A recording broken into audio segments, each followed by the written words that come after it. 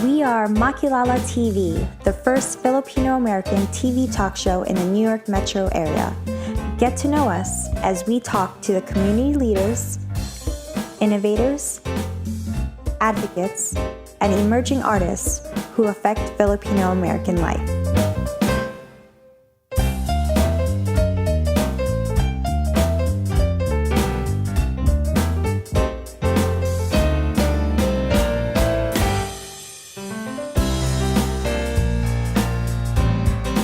Hello, my name is Cristina Pastor. On behalf of my co-hosts, Jen Fuhrer and Rachelle Ocampo, welcome to Makilala TV. Today, we are honored to have with us two women diplomats. They represent two generations of foreign service officers in the Philippines. The new Consul General in New York, Ambassador Petronila Garcia, has a distinguished career spanning 40 years. Vice Consul Tanya Faye Ramiro is 5 years a diplomat and ably taking on challenges that come her way. Consul Garcia has a very interesting career as an ambassador. On 2 occasions, she served as the first woman Philippine ambassador to Egypt, an Arab country, from 2004 to 2007, and later to Canada from 2014 to September 2020. She has been assigned previously to South Korea, South Africa, Israel, Australia, and Singapore. Very diverse assignments. As Consul Garcia has said when Cory Aquino became the first woman president in the Philippines, and I quote, "We are Filipinas, we are leaders, and we shall lead others." Very well said, Conjan. Vice Consul Ramiro came to New York in 2018, her first foreign assignment. She is a lawyer and the head of the Legalization and Dual Citizenship sections of the Philippine Consulate. Welcome to Makilala, Consul Garcia and Vice Consul Tanya. Consul, let me start with you. What was your reaction when you found out that New York was going to be your next assignment? I mean, you are coming to the country at a time when it had a fluid political situation. Well, first of all, good morning. It's a pleasure and a privilege to be here. I'd like to just say magandang umaga from New York and happy holidays. As to your question, I would just like to say that it was a big honor and a privilege for me to come to New York. I was New York is one of our most dynamic posts. The Filipino community here is known to be very active, and I was very happy to be here, especially at this time when I had the opportunity to monitor the political and democratic process of this country. The United States, given its leadership role, was at the time when there was an election, and I was able to observe it. Also, of course, I had the opportunity to watch Governor Kumo when he was giving his briefing on the COVID, and it was a very good opportunity to get timely COVID information and hope and inspiration for us to be able to follow the way they address the COVID. Mm-hmm. And how is the consulate observing the COVID regulations? Oh, of course, we follow the protocol of the city of New York and the United States, and we endeavor to address the needs of the community as far as consular services are concerned, assistance to nationals, and we have, of course, migrated much of our activities to the digital platform in order to continue the healthy interaction that we've always had with the Filipino community here in New York. As far as services are concerned, of course, we are limited in accepting applicants, and we have had to be very strict about the appointment system because we can only receive a limited number of people inside the Philippine Center at any given time. But I'm happy to say that we have actually managed to, for a while, there was some backlog as far as dual citizenship is concerned, but we have managed to address this. I'm sure Tanya will be able to explain this more later. But the backlog has been greatly reduced, and we are trying to, in fact, go back to pre-COVID numbers as soon as we can. We have among our staff and our people, of course, health is very important. Occupational health and safety is a priority. So we have had to have two teams. One team works from home at a given time, and the other team is at the consulate addressing the needs. But even when they're working from home, sometimes they work on a 24/7 basis addressing the questions that we receive by email. We are here. We are full force, and we are fortunately able to address the needs of the community. Conjen, welcome po sa Makilala. But you mentioned about services. There are Filipinos who are not familiar of the consulate and its role. And as you mentioned, you guys are doing a lot of work. Why should Filipinos make time to get to know the Philippine consulate? That is a very good question. Thank you. The consulate is not here just for passports and visas. It's also to be present, to be a presence for our community, especially the young. We have now been addressing our community in terms of building the nation. Nationhood is from in the hearts and minds of the community. It's not just paying taxes or getting your passport. It's really that we would like to encourage our community, especially the youth, to participate in all our processes. So we encourage them to reach back to their roots. Like if you are a dual citizen, to participate in the elections because we have overseas voting, or you could also actually go back and practice your profession. Sometimes we do encourage the young people to join the Philippine government. They could become diplomats. As Filipino citizens, they can take the Foreign Service exam and be ambassadors, be diplomats, and be able to promote the Philippine interest abroad. So yes, we have many activities that they can join, not just the cultural dances, which is very important, but also, in addition to this, they can network, they can mentor each other. We have so many programs that they can join. As you know, we have, for example, we have PhilPro, the Legacy Project. No? We have Rachelle here, one of the hosts, who has been helping many of those who want to reacquire and retain their Filipino citizenship by providing. I think Rachelle is a member of PhilPro. Yes. Right? Yeah, that is my legacy project. Conjen, well, this is more probably for the consul, but so dual citizenship, we've mentioned many times now, just in the 5 minutes that we've been online. It's been a hot topic for Phil-Ams, especially now, since the current rules that I know of dictate that only those for Philippine passports are allowed to travel to the Philippines. So as a dual citizen, I'm like, wow, this is a great privilege and honor that I'm able to travel and have the option to travel to the Philippines if I need to. What do people need to know about becoming a dual citizen during the time of COVID? Because there's a lot of people who are signing up. Like you said, there's a backlog. And how do we engage the youth to become dual citizens? Well, to be a dual citizen, actually, correctly, it's called to reacquire their Philippine citizenship.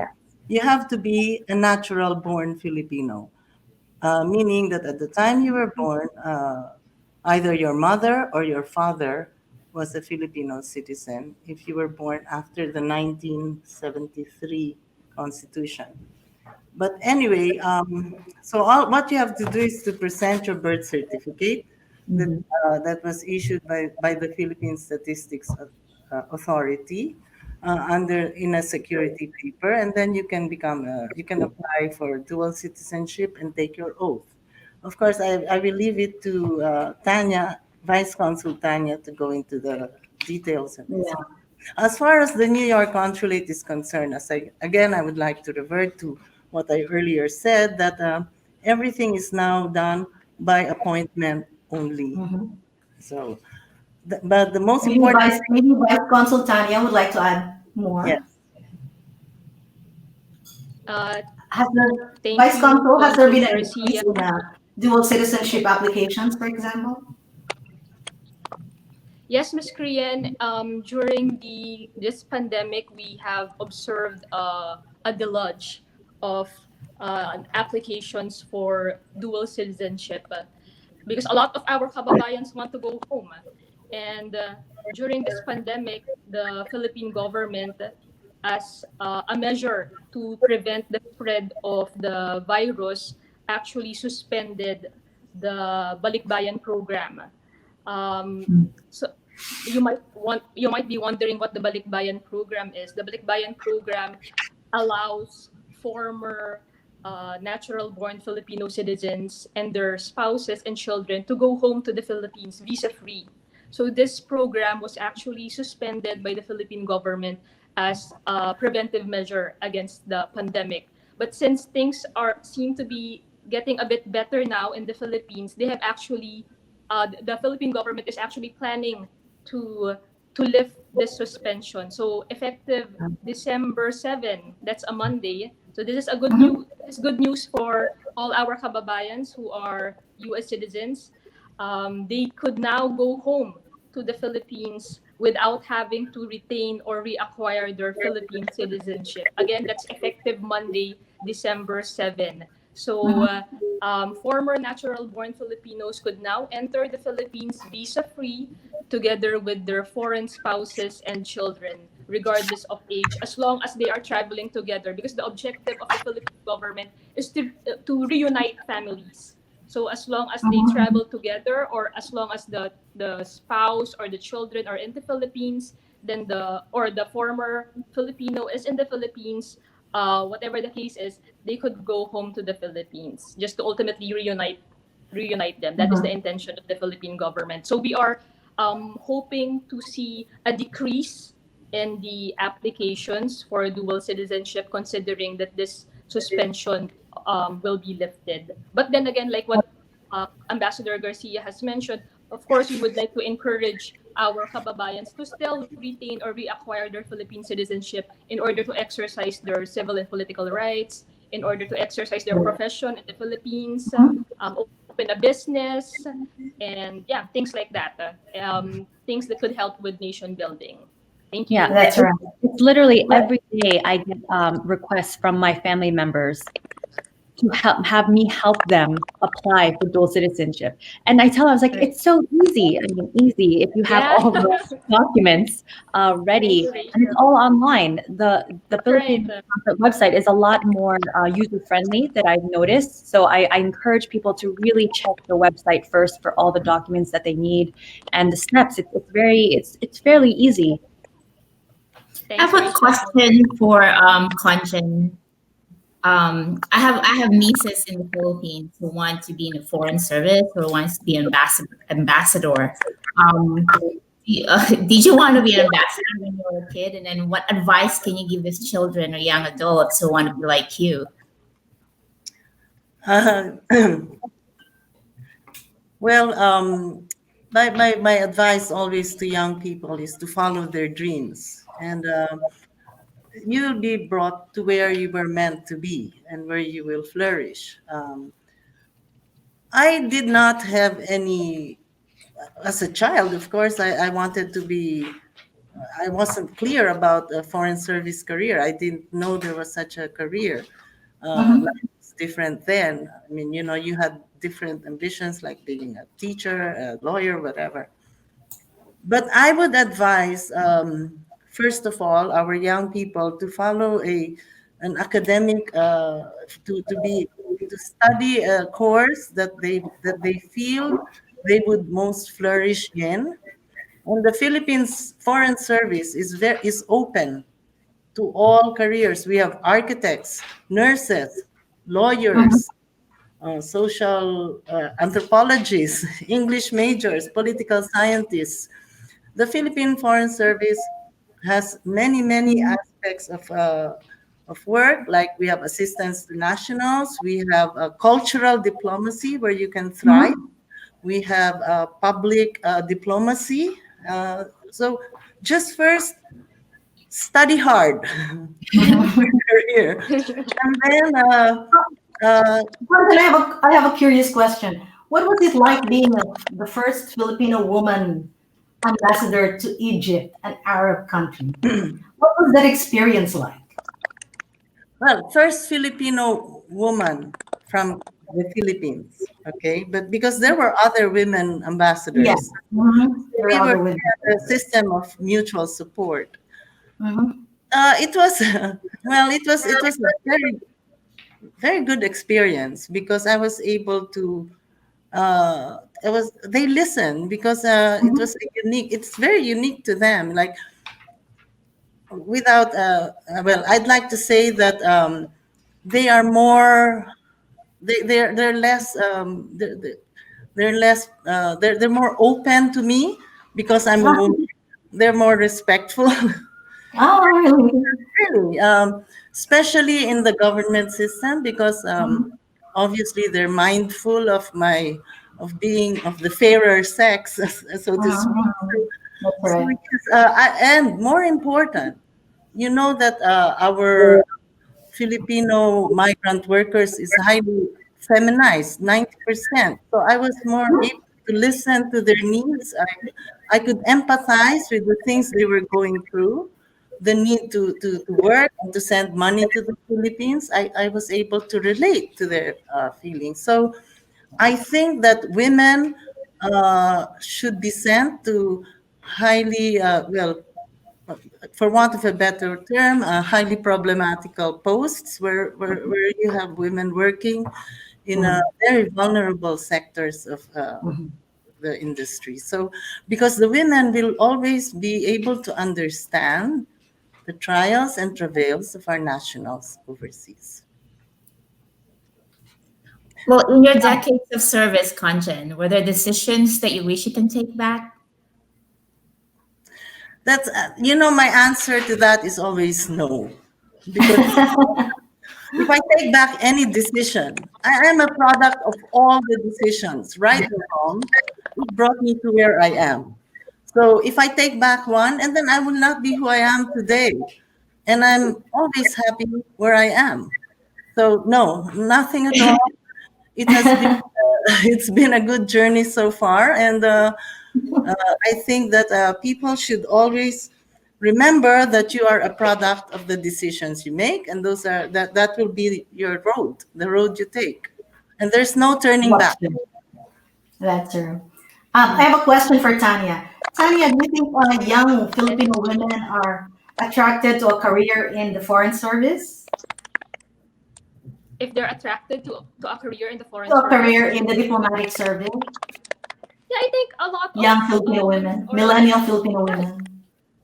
young Filipino women have been very interested to join the foreign service. In fact, I've spoken to a batch of Atenean students just a few months ago. I talked to them during an orientation about going into the world of work after they graduate, and a lot of them have expressed an interest. The female students there have expressed a lot of interest in joining the foreign service, and I've told them that if they are willing to get posted abroad, if they are willing to leave the country to get posted abroad and to help our overseas Filipinos and represent the interests of the Philippines abroad, and at the same time get to see the world and experience all these different cultures and traditions and meet people of various backgrounds, then the foreign service is for them. And they're very excited, in fact. So I think I've motivated most of them to take the foreign service officers exams, hopefully. That's right. So, Jen, Rochelle, any other questions? Yeah, there. I know that with the consulate, you're very. There's been safeguarded procedures and workflows to make sure that both the staff and the constituents are safe. How do you plan to outreach to those who are not able to access the consulate because of the pandemic? That's really tough because we really cannot predict what will happen in the future. We hope, of course, that the pandemic will resolve itself. But health and safety protocols are a priority, and we will continue to follow them. Um, Perhaps down the road, we will be able to conduct consular outreach, but it would have to be compliant with regulations, which will limit the number of people inside a room at any given time. But certainly here in New York, if they can set an appointment, they are welcome to come here, provided they comply with New York health protocols in these pandemic times. Of course, there are other ways. If they don't really have to come here, if it's just legalization, they can have their documents apostilled where they are and go to the Department of State there where they are, and that document is going to go. But in situations where where their personal presence is required, we will accommodate them wherever they are, but they have to follow the quarantine and the health protocols in place.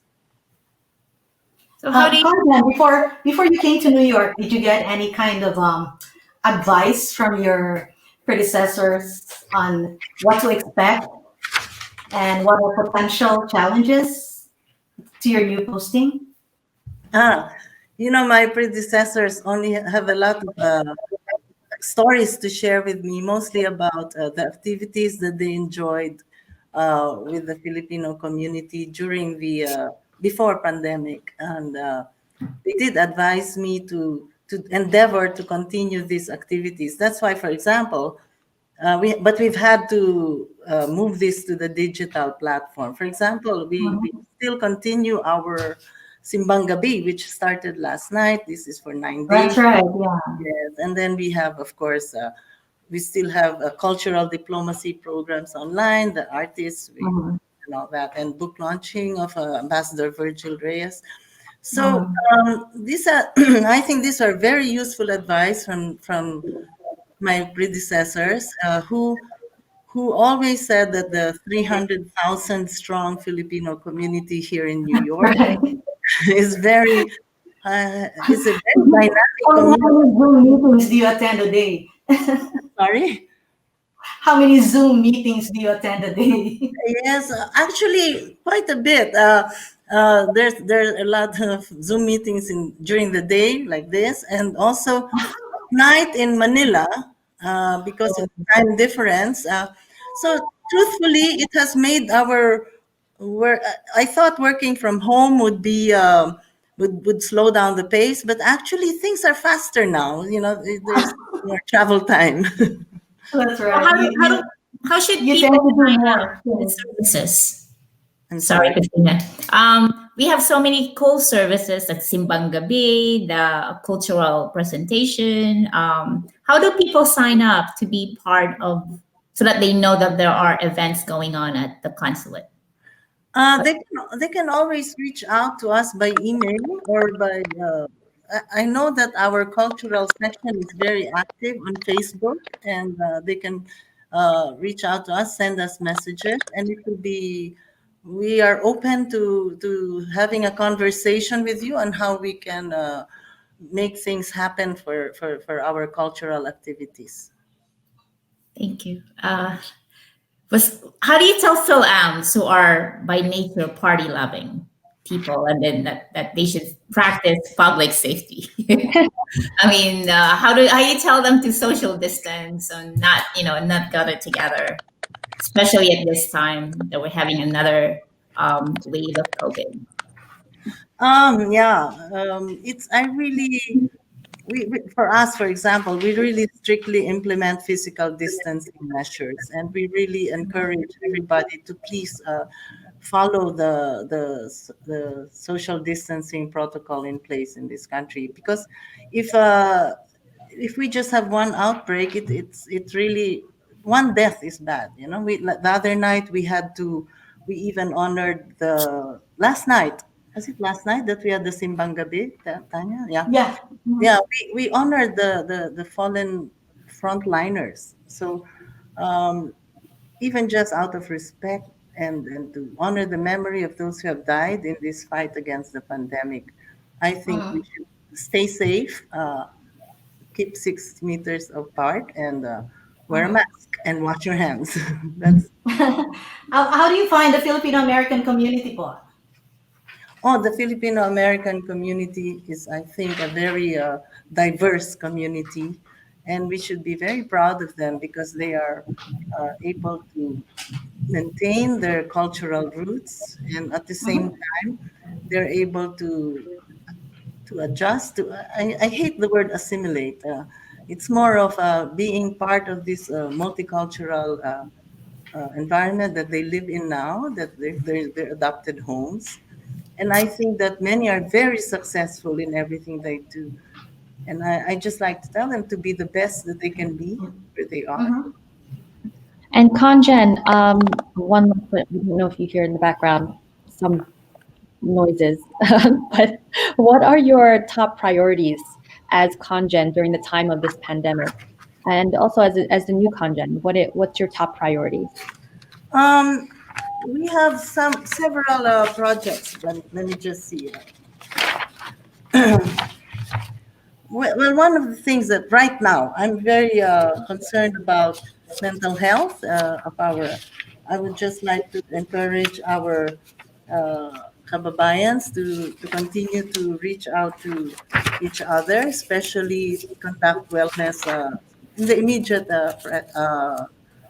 while we have this pandemic. I think that we should continue to conduct a regular wellness check on each other. But my priorities right now is that we have, of course, assistance to nationals in cases where there are emergencies. And we have, of course, the PhilPro Legacy Project. And we have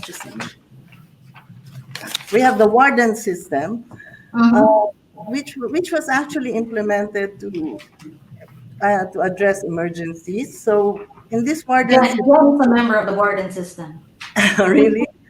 Yeah. So in this warden system, it was established as a crisis management system in times of natural and man-made disasters and other emergency. But during this pandemic, we are able to use our wardens to tap into the community. Yeah. Excuse me, Conjen, I think I'm so sorry that I may have to cut short because I just got a signal that our time's up. 30 minutes is up. Can you believe that? Thanks so much, ladies, for a very informative discussion. You know, I'm hoping that through this program, we may be able to convince some women, Filipino women, to join the diplomatic service. So, Conjen, as our final question, are there any fun facts you would like to share with us and with our viewers? You know, when I saw that, when I knew I was going to be asked that question, I had to think about one fun fact. You know, as a person, I've always tried to have a work-life balance. So, one fun fact is I try to be very athletic. I do Jane. I follow Jane Fonda because she's in my generation, and and I like to encourage everybody to do so because it will be a good way to cope with this with cabin fever that may come from That's true. what's going on. Yeah. I thought you were going to mention your nickname, Girly. Everybody calls you Girly. You just did, Cristina. Anyway, what about you, Vice Consul Tanya? Any fun fact? Not really a fun fact, but probably just a trivia. I had a lisp in the past. I had a speech defect, and I consider it one of my greatest personal achievements to overcome, that I was able to overcome the speech defect on my own. So there, that's the fun fact. Okay. That's a fun fact. Thanks again, ladies, and thanks, Jen and Rachelle, for co-hosting with me. And to our viewers, until our next exciting episode, thank you for watching Makilala TV.